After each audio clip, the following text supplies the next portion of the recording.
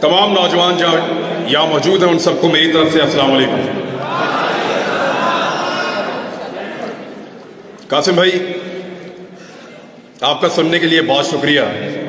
आपको जल्दी जाना था, लेकिन इसके बावजूद आपने कहा कि पहले आप बात कर लो, और मेरे लिए बड़ा ऑनर है कि मैं आपके सामने बात कर रहा हूं। यहां सारे लोग शऊर वाले बैठे हैं, नौजवान हैं, इनके साथ इनके ख्वाब बंधे हुए हैं। यहां बहुत सारे लोगों ने आपको बहुत सारी चीजें बताई हों। इनफरादी हैसियत में आगे कैसे बढ़ना है, आप सबने अपनी अपनी जिंदगी में क्या करना है, यह आप सब बेहतर जानते हैं। मैं इनफरादी मामलात में बात नहीं करूंगा कि एक आदमी को क्या करना चाहिए, एक नौजवान को अपनी जिंदगी बनाने के लिए क्या करना चाहिए। आप सबका अपना अपना अंदाजा है अपने आप को लेकर। आप सब अपनी काबिलियत को, अपनी हिम्मत को और अपने ख्वाबों को जानते हैं। हर एक को पता है कि वो कितने पानी में है और क्या बन सकता है। थोड़ा सा प्लान करने की जरूरत है, तो उस पर बात नहीं करूंगा। अकेले कामयाब हो जाना कोई कामयाबी नहीं होती। कामयाबी वो है जो सारों को मिले, मिलकर कामयाब हो, सबके सब। और उसके लिए हमें इज्तिमाई जिम्मेदारी अदा करनी पड़ती है। सारे मिलकर काम करेंगे। यानी बहुत सारी चीजें आज से 8-10 माह पहले मुझे नहीं पता था। मैंने भी मुताला पाकिस्तान की और माशरती उलूम की वही किताबें पढ़ी हैं जो आप लोगों ने पढ़ी हैं। अधूरा नॉलेज, पूरी तालीम ही नहीं देते, पूरी बात ही नहीं बताते, आपको आधा सच बताते हैं, आधा सच। एक अजीबोगरीब नर्सरी में हमें बड़ा किया जाता है। हुब्बुल वतनी के क्राइटेरिया सेट कर दिए जाते हैं। ये करोगे तो तुम मुहिब्बे वतन हो, और अगर ये लाइन क्रॉस करोगे फिर नहीं हो। गलत किताबें पढ़ाई, गलत निसाब पढ़ाया, सही और पूरी बात कभी नहीं बताई। सही बात पता चलती है जब आप प्रैक्टिकल लाइफ में आते हैं, जब आप उन लोगों के साथ डील करते हैं, फिर आपको समझ आती है कि आपके साथ तो धोखा हुआ है। आपकी राय तो राय ही नहीं है। और फिर आप में से जो खड़ा होता है उसको निशाने इबरत बनाते हैं। क्योंकि वजह यह है कि इस हॉल में मौजूद हजारों लोगों में से एक खड़ा होता है, 2 खड़े होते हैं, सब खड़े नहीं होते। एक की टांगे उतारना, एक की टांगे तोड़ना आसान है, एक का मुंह तोड़ना आसान है, एक को गिरफ्तार करना आसान है, एक की सलवार उतारना आसान है, किसी एक को नंगा करके उस पर तशद्दुद करना आसान है, सब पे नहीं किया जा सकता। इसलिए मैं कह रहा हूं कि मैं इज्तिमाई जिम्मेदारी पे बात करूंगा। अकेले अकेले कब तक लड़ेंगे? वो जंगल में पड़ा रहा अकेला 2.5 महीने तक, इसी लड़ाई में उतरा था। अरशद शरीफ, तकलीफ होती है उसके बारे में बात सुनकर। जब मोबाइल खोलता हूं बीच में आता है वो कहीं, कोई ना कोई तस्वीर बीच में होती है, तकलीफ होती है। अकेला जंगल में पड़ा था 2.5 महीने तक। उसने अपने मुंह से कहा कि मैं एक कमीज के अंदर बार बार प्रोग्राम कर रहा हूं। किसके लिए लड़ रहा था? हक के लिए। इंसाफ के लिए, सबके लिए एक जैसा पाकिस्तान होगा, इसके लिए कोई बंद कमरों में फैसले नहीं करेगा, इसके लिए लड़ रहा था। अगर सब लड़ते तो आज, अगर सब जीतते तो वो भी आपके साथ जीतता। वो नहीं है, उसे अकेला छोड़ा हमने। क्या हम सिर्फ जनाजों में शिरकत करेंगे? एक ही दफा इकट्ठे होते हैं जनाजे में, हर आदमी रो रहा था मैंने इसके जनाजे को हाथ लगाना है, मैंने इसके जनाजे को चूमना है, मुझे इसको छूने दो। क्यों? इससे आधी हिम्मत दिखाई होती जब वो जिंदा था, जब उसके ऊपर झूठे पर्चे हो रहे थे, जब हमें गद्दार बनाया जा रहा था, जब हमें बागी डिक्लेयर किया जा रहा था, जब गिरफ्तारियां हो रही थी। 50 के करीब पर्चे दिए इन्होंने हम पे 1 महीने के अंदर। तब खड़े होते ना, उसके जनाजे में आ गए सब। तो इज्तिमाई जिम्मेदारी पूरी करने की जरूरत है, सबको मिलकर करना पड़ेगा, सबको मिलकर करना पड़ेगा, वरना ऐसे ही एक एक करके मार खाते रहेंगे, एक एक करके नंगे होते रहेंगे और एक एक करके हारते रहेंगे। जीतना है तो मिलकर चलना पड़ेगा। यह 2 दिन पहले जनरल बाजवा साहब ने खिताब किया है, अपना आखिरी खिताब। जनरल साहब ने क्लेम किया कि उनके इदारे का सियासत से कोई ताल्लुक नहीं है। मैं आप लोगों से इससे पहले मिला हूं कभी? नहीं मिला ना? आपसे पूछ लेते हैं,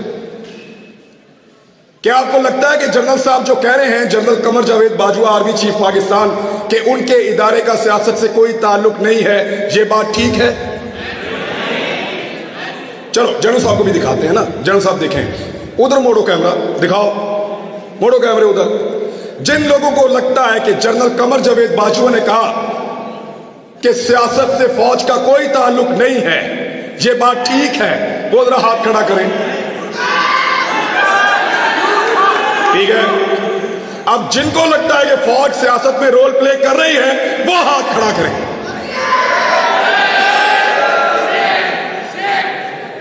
लो जनरल साहब, ये रह गया एतबार आपका। निकलो बाहर, पूछो लोग किसकी इज्जत करते हैं, पता करो मारने वालों की इज्जत कर रहे हैं या मरने वालों की। पूछो जिन्होंने जमीन तंग की, जिन्होंने मारा, बाहर लोग उनकी इज्जत कर रहे हैं। निकल के देखो पूरी दुनिया के अंदर, जाओ जाओ, निकलो पूरी दुनिया में, तुम्हें तुम्हारी औकात पता चले। लोग तुमसे प्यार करते हैं या जान देने वाले अरशद शरीफ से प्यार करते हैं? पूछो जाके, आईना नजर आएगा, औकात पता चलेगी। जान से ही मार दिया। इस मुल्क को उसके लिए इन्होंने जहन्नुम बनाया था, साबिर शाकिर के लिए जहन्नुम बनाया था, सबको परेशान किया है, हमारे खानदानों तक को हरासा किया गया है, क्योंकि हम अकेले अकेले लड़ रहे थे।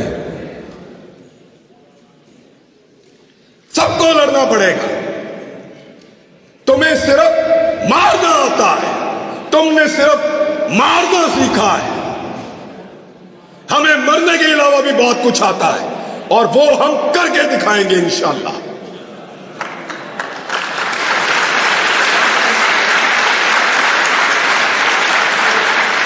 ये नहीं हो सकता कि तुम बंद कमरों के अंदर फैसले करो कि मुझे उसकी शक्ल पसंद नहीं है, वो मेरी बात नहीं सुनता, वो मेरे से ज्यादा मकबूल हो रहा है, वो मेरे मफाद के रास्ते में आ रहा है, वो मुझे ये नहीं दे रहा, वो मेरे कहने के ऊपर ये काम नहीं कर रहा, निकालो इसको, दूसरा लेकर आएंगे। क्यों? तुम्हारे बाप का मुल्क है, हमारा पाकिस्तान।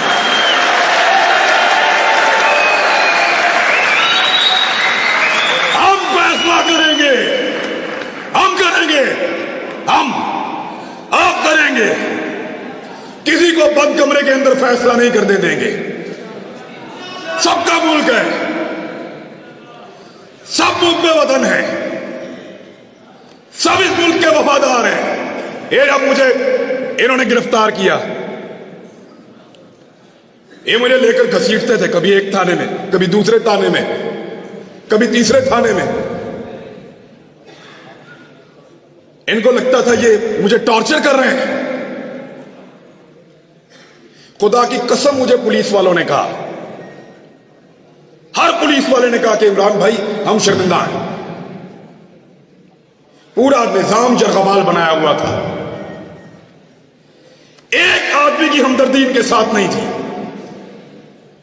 मैंने खुद देखा है, कोई आदमी सामने आकर कहता था, कोई छुप कर आकर कहता था, लेकिन सारे कहते थे तेरे साथ ज्यादती हो रही है। लेकिन जिस दिन सब मिलकर कहेंगे, आदम सवाती ने अकेले बुजुर्ग आदमी ने तमीज सिखा दी ना। आज देखा आपने, पहले उसको रात के अंधेरे में गिरफ्तार किया, रात को आए चोरों की तरह, डाकुओं की तरह, उसकी फैमिली के सामने उसको मारा, टॉर्चर किया, जलील किया, ले जाकर कपड़े उतारे, वीडियो बनाई और उसको रुसवा किया। थोड़े दिन पहले की बात है, 1.5 महीना हुआ मेरे ख्याल में। आज आजम सवाती फिर गिरफ्तार हुआ है, लेकिन कैसे हुआ? सुबह मजिस्ट्रेट साहब आए, दरवाजा खटखटाया, आजम सवाती साहब घर में हैं? जी हैं, बाहर बुला लीजिए। आजम सवाती साहब बाहर आते हैं और उनको वारंट दिखाया कि हुजूर आपके खिलाफ कानूनी चाराजोई हुई है, ये वारंट मौजूद है, आपकी गिरफ्तारी करना चाहते हैं। बने ना बंदे दे पुत्र, एक आदमी तमीज सिखा रहा है। सोचो,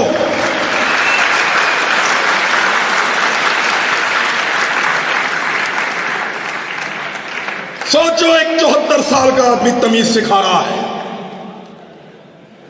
उसकी पॉलिटिकल पार्टी को भूल जाएं आप, हो सकता है वो नून लीग से होता, हो सकता है वो जमात इस्लामी से होता, हो सकता है वो पीपल्स पार्टी से होता, कहीं से भी, लेकिन तमीज सिखा दी है उसने। अब रात को नहीं आएंगे, कपड़े नहीं उतारेंगे, वो जुल्म नहीं करेंगे। तो इसलिए डट जाना जरूरी है। जितने लोग आज तक तारीख में डट गए, क्या उन सबको यकीन था कि वो जीत जाएंगे? नहीं, बिल्कुल नहीं। अंधे को भी नजर आता था कि ये जंग जीते जाने के काबिल नहीं है।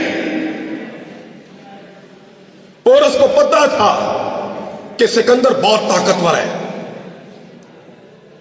सबसे बड़ी मिसाल देता हूं, क्या इमाम हुसैन रजी अल्लाह तआला अन्हु को और उनके साथियों को नहीं पता था? यकतरफा लड़ाई थी। जरूरी नहीं है कि आपने सारी लड़ाइयां जीतनी हो, कुछ लड़ाइयां आपको सिर्फ लड़नी होती हैं, उनमें उतरना पड़ता है।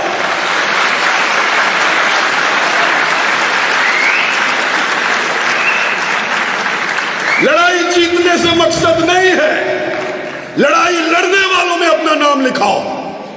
मैं लड़ा था, मेरी लड़ाई थी, मैं उसके अंदर उतरा, मैं हक पर था, मैं जीता या हारा मेरा अल्लाह जानता, वो फैसला करने वाला। लड़ाई कौन जीता?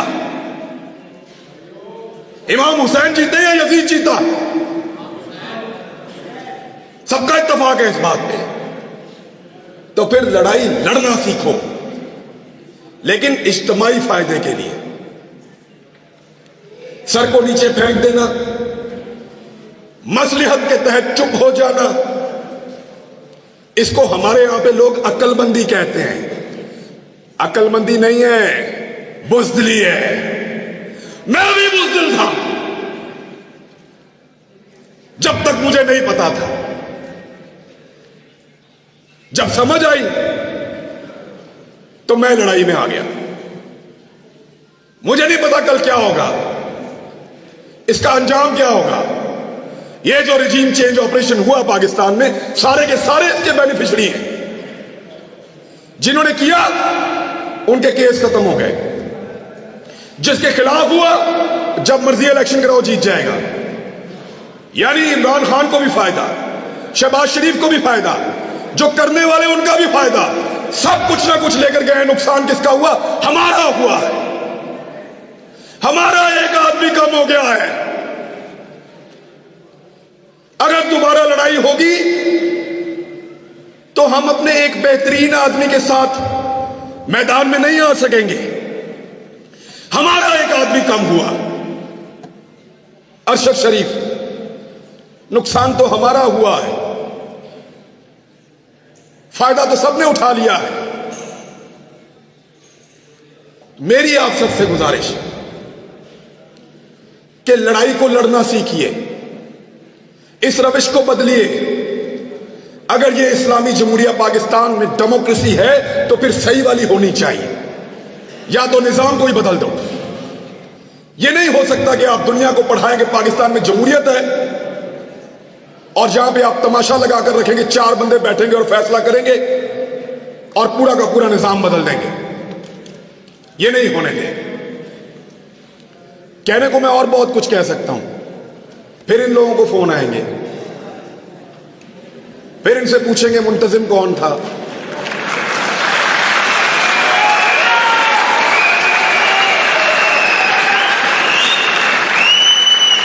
प्रोग्राम किसने करवाया, नौजवान कहां से आए थे, कोई कलदम तंजीम के बंदे तो नहीं थे। यानी फिर इस तरह के सवालात होंगे और हुए हैं। हम अपने दोस्तों और रिश्तेदारों से मिलने नहीं जा रहे। जिधर से हम होकर आते हैं वहां ये पीछे पहुंच जाते हैं। जी आपसे क्या ताल्लुक है, आप कैसे जानते हैं। तो इन हालात का हमने सामना किया और यकीन करें कुछ भी नहीं होता। थोड़ा सा मार सकते हैं, थोड़ा सा नंगा कर सकते हैं या जान ले सकते हैं, कुछ भी नहीं होता। मैंने अरशद शरीफ का जनाजा देखा है, इन हाथों से उसकी मैयत लेकर आया था मैं। खुश नसीब है खुदा की कसम वो भी और उसकी मां भी। अरशद शरीफ को मारने के बाद इन्होंने अगर कोई मौत का डर भी था ना, वो भी निकाल दिया है। मारो सबको।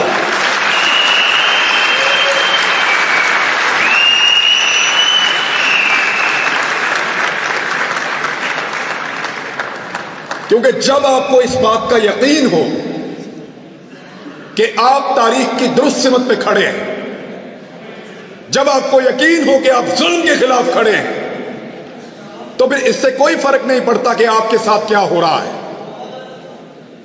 मैं ये पहली दफा गिरफ्तार नहीं हुआ। एक छोटी सी चीज आपको बताता हूं, मैं पहले भी गिरफ्तार हुआ हूं मैं, लेकिन पहले मेरा दिल ही नहीं लगता था। एक लम्हे के लिए भी मेरा दिल करता था मैं अभी बाहर आ जाऊं, और इस मर्तबा मुझे परवाह भी नहीं थी ये जो मर्जी करें। जब आप किसी कॉज के साथ खड़े होते हैं, जब आपको लगता है कि आप जुल्म और जबर के खिलाफ खड़े हैं, तो फिर अल्लाह ताला भी आपको हौसला देता है, आपको इस्तकामत देता है और आपको सब्र देता है। मैंने सीखा इन दिनों में ये सारा कुछ। मेरे ख्याल में इतनी बात बहुत है। थैंक यू वेरी मच जी, बहुत शुक्रिया आपका। मेरे साथ सब लोग मिलकर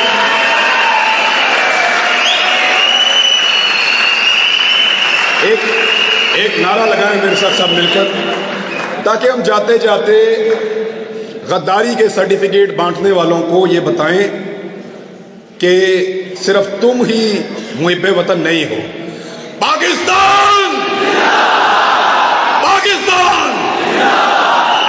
थैंक यू वेरी मच।